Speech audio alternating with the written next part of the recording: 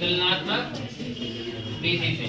तुम लोग को एग्जाम में ऐसे नहीं लिखना है, उस पे क्वेश्चन में जो लिखा रहेगा कभी कभी ऐसा भी होगा खाली हल नहीं करे, तो हल करोगे तो चारों में से किसी विधि से भी कर सकते हो। तो यहाँ पे पहले तुलनात्मक विधि हम बताते हैं किस तरह से होगा। पहला विधि क्या है? तुलनात्मक। इसमें होता क्या है कि दोनों समीकरण से जो है तुमको दोनों समीकरण से तुमको x या y को अलग कर देना है, ठीक है। तो यहाँ पर से आ जाते हैं किससे? समीकरण किससे आ जाए? समीकरण 1 से। समीकरण 1 से डायरेक्टली हल करें, डायरेक्टली देखो मतलब डायरेक्टली एक समान निकालेंगे, कितना बचा यहाँ पे समझ गए हो ये बता देना, जितना नहीं समझे वो बताना। अब मान लो यहाँ पर से पहले तो लिख दो 3x - 5y = 20। तो गौर से देखो यहाँ पे पॉजिटिव में कौन है? 3x है पॉजिटिव में, तो हम यहाँ पे ना 3x है ना सिर्फ x लिखते हैं। b से यहाँ पे माइनस इधर आएगा तो क्या हो जाएगा?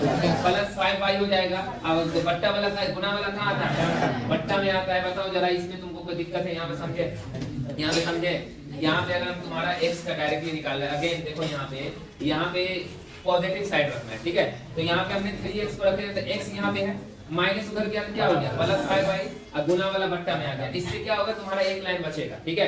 प्लस अब देखते हैं हम समीकरण कितना से? समीकरण 2 से। समीकरण 2 में यही करना है। क्या करना है कि समीकरण 2 से यहाँ x तो देखो क्या है? x + 2y = 3। x + 2y = 3 है।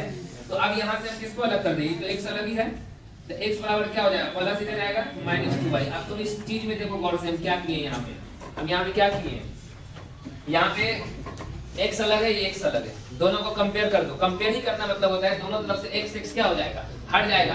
अब इधर से x हट जाएगा, इधर से x हट जाएगा, ये इस दोनों के बराबर हो जाएगा। तो इसको कहते हैं हम लोग तुलनात्मक विधि, कंपैरिजन मेथड बोलते हैं इसको इंग्लिश में, ठीक है। तो अब यहाँ पे हम लिखेंगे समीकरण, यहाँ पे आ जाओ, यहाँ पे हम लिखेंगे समीकरण 2 कितना है? 3 है ना। समीकरण 3 और 4 से, ठीक है। 3 और 4 से आओ तो यहाँ पे x और x दोनों तरफ से क्या होगा? कट जाएगा, तो ये इसके बराबर हो जाएगा, ठीक है। तो इधर क्या बच गया? 20 + 5y/3 = इधर क्या आ गया?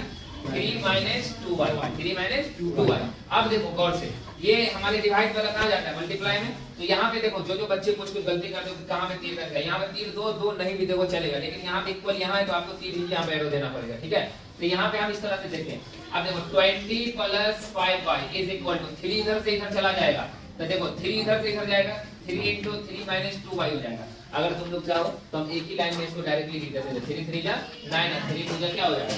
6 ऐसे लिख दे, या इसको ऐसे 4 के लिख ऐसे। देखो अब यहाँ पे अगर बात करें, एक मिनट, 20 + 5y = 3 × 3 = 9 और 3 × 2 = 6। इतना तो तुम लोग के पास अकल नहीं है, इतना भी तो समझ सकते थे कि यहाँ से यहाँ गया डायरेक्टली हो गया। एक लाइन हमको हटाने नहीं देते, इससे तुम्हारा पता है बहुत लंबा बनेगा। जिस बच्चे को समझ आ रहा है वो बच्चा इसको हटा देना इस लाइन को। अब बताओ यहाँ पे y वाले को एक साइड कर लो, 5y माइनस इधर आया तो +6y = 9 है, प्लस इधर आया तो क्या हो जाएगा? माइनस। तो इसको घटा दो, कितना बचेगा? कितना बचेगा? जुड़ेगा ना। 11y अब बराबर कितना हो जाएगा? ये -11, दोनों तरफ से 11 क्या हो रहा है? y बराबर कितना आ गया? y बराबर -1 आ गया। अब हम क्या करेंगे? इस y का मान इस दोनों समीकरण में से किसी में भी पुट करके x का मान निकाल लेंगे। तो हमको आसान ये लगेगा।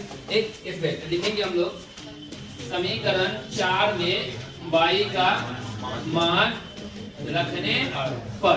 अब देखो समीकरण 4 क्या है? x = 3 - 2 × अब y का मान -1 बेटा। तो यहाँ पे देख लो, इसलिए x बराबर क्या हो जाएगा? 3 - +5 कितना हो गया? अतः 8। अतः हल x बराबर कितना हो गया? 8 यार -+3 तो यहाँ पे 5 ही होगा, 3 तो 5 तो कितना आ गया? 5 और -1। एक हल तुम्हारा ये निकल के आ गया, एक हल तुम्हारा ये निकल के आ गया। ये कौन सा मेथड था? हमारा कंपैरिजन मेथड। कौन था? जो तुलनात्मक विधि। एनसीईआरटी में तुलनात्मक विधि है, एनसीईआरटी में नहीं, एनसीईआरटी में डायरेक्ट प्रतिस्थापन विधि है, ठीक है ना। सब्स्टिट्यूट मेथड है, और तुम्हारा दूसरा है एलिमिनेशन मेथड है, और वर्गमूलन है, ठीक है ना। तो यहाँ पे ये समझ में आया। इसमें कंपैरिजन में क्या करना होता है? कंपैरिजन में करना होता है कि एक तरफ आप दोनों तरफ से दोनों किसी भी एक वेरिएबल को अलग कर दीजिए। यहाँ पे जरूरी नहीं है कि हम x को अलग किए, आप यहाँ पे y को भी कर सकते थे अलग, ठीक है।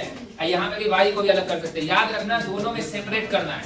अलग जब है दोनों को कंपेयर कर देंगे, कंपेयर करने के बाद यहाँ से क्या हो गया, x हट गया, यहाँ पे दोनों इक्वल हो गए एक दूसरे के, यहाँ पे सॉल्व करना। अब देख लो यहाँ पे बहुत सारे बच्चों की दिक्कत क्या होती है मैथ में, ये भी कैलकुलेशन, ये भी सिंप्लीफिकेशन नहीं कर पाता। तो इसमें टीचर्स क्या कर सकते हैं, कुछ नहीं कर सकते, इसमें आपकी प्रॉब्लम है। यहाँ पे मान सकते हैं वैल्यू पुट करने में या वैल्यू निकालने में दिक्कत हो जा रहा है, यहाँ पर आपको सिंप्लीफाई सिर्फ करना है, आपको यहाँ पे वैल्यू फाइंड करना है। इसमें अगर दिक्कत हो रही है तो इसमें